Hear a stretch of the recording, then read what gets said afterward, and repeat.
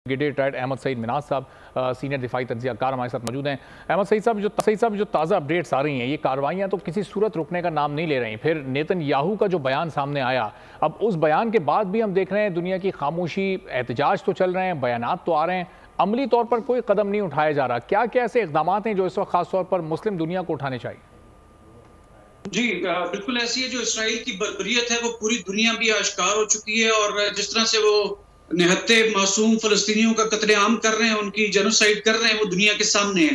बदकिस्मती से अगर इंटरनेशनल फोरम पे आप देखें तो यूनाइटेड नेशन सिक्योरिटी काउंसिल में जो करारदाद लाई गई थी उसमें ह्यूमैनिटेरियन पॉज का नाम दिया गया, ना कि जंगबंदी का नाम दिया गया। उसको भी अमेरिकन ने वीटो किया था। और कल जब यूनाइटेड नेशन जनरल असेंबली के फोरम के ऊपर एक और करारदाद लाई गई तो 120 लोग जो ममालिक थे उन्होंने जंगबंदी के हक में वोटिंग की। लेकिन अगेन यूएस ने और इसराइल और जो यूरोपियन यूनियन और यूके और फ्रांस, उन्होंने इसके अगेंस्ट बात की थी। तो दुनिया जो है बड़ी क्लियरली इस पर डिवाइड हो चुकी है। हैव्स और हैव नॉट्स के दरमियान ऐसे तमाम ममालिक जो कि इसराइल के साथ खड़े हैं और जो उनके अगेंस्ट वॉर के अगेंस्ट हैं। जहां तक मुस्लिम उम्मा का ताल्लुक है तो ओआईसी लेवल का जो 18 अक्टूबर को इजलास हुआ था वो वज़ीर खारजा लेवल के ऊपर हुआ था, जो कि मेरे ख्याल में समिट लेवल के ऊपर होना चाहिए था, ताकि आप एक ठोस किस्म का बयान दे पाते। वज़ीर खारजा की जो कमने की आया बाद में, वो भी इतना बहुत तगड़ा नहीं था और माइल्ड किस्म का था। तो उसमें भी जो अरब ममालिक खास करके जो है उसमें भी डिवीजन पाई जाती है। स्पेशली आपके जो अब्राहम अकॉर्ड के बाद जिसने बहरीन, यूएई, सूडान और इस तरह जो अफ्रीका के एक और मुल्क ने इसको किया था, एक्नॉलेज किया था इसराइल को, तो उसमें क्लियर डिवाइड उधर भी नजर आती है। एक इंडिकेशन ये भी थी कि शायद सऊदी अरब भी जो है वो भी इसराइल के साथ अपना सफारती रवाबित कायम करने जा रहा है। ये तमाम चीजें देखते हुए और अभी जो 23 सितंबर को 2023 में जो यूनाइटेड नेशन जनरल असेंबली में नेतन्याहू ने एक नक्शा लहराया था नए इसराइल का, ये नए मिडिल ईस्ट का, उसमें जो इसराइल का एरिया था उसमें कंप्लीटली आपका जो वेस्ट बैंक है, गजा की पट्टी और गुलान हाइट्स को वहां से मिटा हुआ दिखाया गया था, और जो बाकी जितने ममालिक हैं जो इसराइल के साथ खड़े थे उनको सबज रंग में दिखाया गया था। तो ये तमाम चीजें इस तरफ लीड कर रही थी कि हमास को जितना आपने कॉर्नर किया है फलस्तीनियों को, तो उन्होंने पीछे पलट के वॉर करना ही करना था। तो लिहाजा मैं समझता हूँ इस वक्त ना सिर्फ दुनिया को जंगबंदी की तरफ जाना चाहिए, बल्कि मुस्लिम उम्मा को यकजा होके जो निहत्ते फलस्तीनी हैं उनके हक में करारदाद लेकर आनी चाहिए और उसको जंग को रोकने की कोशिश करनी चाहिए। ये कहना कि हमास ने गलती की अटैक करके, बिल्कुल भी अटैक नहीं, गलती नहीं की, क्योंकि वो फ्रीडम फाइटर्स हैं, जबकि उनको टेररिज्म के साथ उनको लिंक किया जा रहा है। ऐसे वो कैसे टेररिस्ट हो सकते हैं जो अपनी लैंड को, अपनी घरों को वापस लेने के लिए जद्दोजहद कर रहे हैं? तो एक जो है वो उसको टेररिज्म और जो है उसको एक फ्रीडम फाइटर के लेंस से देखने की जरूरत है। मुस्लिम उम्मा को एक पेज पे इमीडिएटली लाने की जरूरत है। तो अहमद साहब, जो दुनिया का डिवीजन है वो तो चले समझ आता भी है और उस पर हम आगे चलकर बात भी करते हैं, लेकिन जो मुस्लिम ममालिक का डिवाइड है इस मामले पर, उसकी बेसिक वजह क्या आपको समझ आती है? क्या माशी मफादात इसकी एक वजह हो सकती है कि दुनिया की बड़ी ताकतों से मुस्लिम ममालिक के माशी मफादात जुड़े हैं, उनकी ट्रेड होती है आपस में, उनके लेन देन उनका चलता है? तो ये बुनियादी वजूहात क्या है मुस्लिम उम्मा की इस पर कमजोरी की? देखिए, बुनियादी वजह तो आपके इकोनॉमिक इंटरेस्ट हैं। ग्लोबलाइज वर्ल्ड के अंदर आपके जो इंटरेस्ट होते हैं वो क्रिस क्रॉस कर रहे होते हैं, और हमेशा आप एक दूसरे एक कुछ लेते हैं, कोई क्विड प्रो क्वो में चीजें चल रही हैं आजकल के इंटरनेशनल रिलेशंस के एतबार से। तो आपके माशी और आपके जो स्ट्रेटेजिक इंटरेस्ट हैं वो बेसिकली आपने मद्देनजर रख के आप अपनी पॉलिसीज बना रहे हैं। और ये भी सेल्फ इंटरेस्ट की दुनिया है कि जिसमें अरब जो है वो, अगर आपको याद हो तो ऑटोमन एम्पायर जब 20वीं सदी की शुरू में जब खत्म हुई थी तो वो भी अरब रिवॉल्ट की वजह से हुई थी। अपने ही मुसलमान भाइयों ने ऑटोमन एम्पायर को जो है वो गिराया था, उसका अरब रिवॉल्ट जो थी।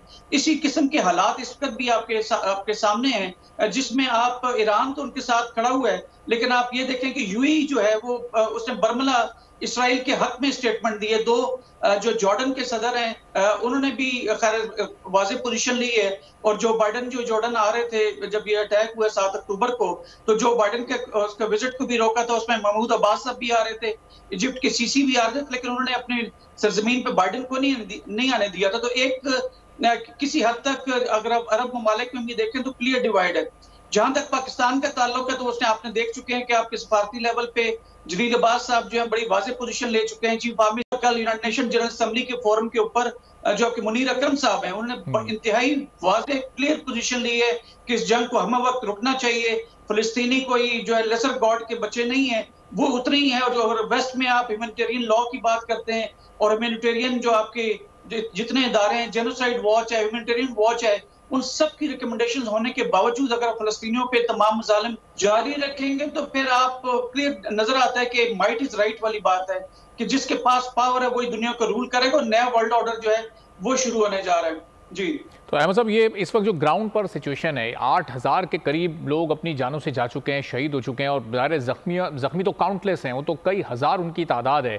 जो इंफ्रास्ट्रक्चर है वो मुकम्मल तौर पर ऑलमोस्ट तबाह हो चुका है। फिर भी आप देखें कि जो ज़मीनी कार्रवाइयाँ हैं वो नाकाम हो रही हैं और हमास को भी एक बड़ी कामयाबी मिल रही है और इसराइल के हर हमले को नाकाम बना रहा है। ये मामला कहाँ पर जाकर आप रुकता हुआ देख रहे हैं? ये डेथ टूल जो इस वक्त ये पहुँच चुका है कोई 8000 के करीब, ये इसराइल को कब ऐसा लगेगा कि अब हमें ये कार्रवाइयाँ रोकनी चाहिए? जी बिल्कुल, देखिए इसकी अगर वजूहात को अगर आप देखें ना कि जंग हुई क्यों और हमास ने क्यों अटैक किया और इसराइल के इसमें क्या इंटरेस्ट है। एक तो मैंने आपसे नक्शे की बात कर दी कि 23 सितंबर को जैसे वो यूएनजी के प्लेटफॉर्म पे उन्होंने तमाम फलस्तीनियों को वहां से गायब दिखाया था। 2018 से लेकर डोमेस्टिक लेवल के इसराइल की बात करें, 2018 से लेके 2022 दिसंबर तक 5 नेसेट की जो उनकी असेंबली है उसमें गवर्नमेंट्स उनकी चेंज हुई थी। दिसंबर 2022 के अंदर नेतन्याहू ने दोबारा टेक ओवर किया और वो अल्ट्रा ऑर्थोडॉक्स जू है, अल्ट्रा नेशनलिस्ट है और अथॉरिटेरियन। आप नेतन्याहू के मुतालिक सब जानते हैं क्योंकि उसने 16 साल जो है प्राइम मिनिस्टरशिप की है इसराइल की। तो लिहाजा वो अपने ज्यूज के लिए एक वो इस तरह की कंडीशन क्रिएट करना चाहता है कि जिसमें वॉर हो जाए, जंग हो जाए और इस तरह की जो आपकी जो पॉलिटिकल इंस्टेबिलिटी इसराइल के अपने अंदर है वो खत्म हो जाए। एक तो ये वजह है।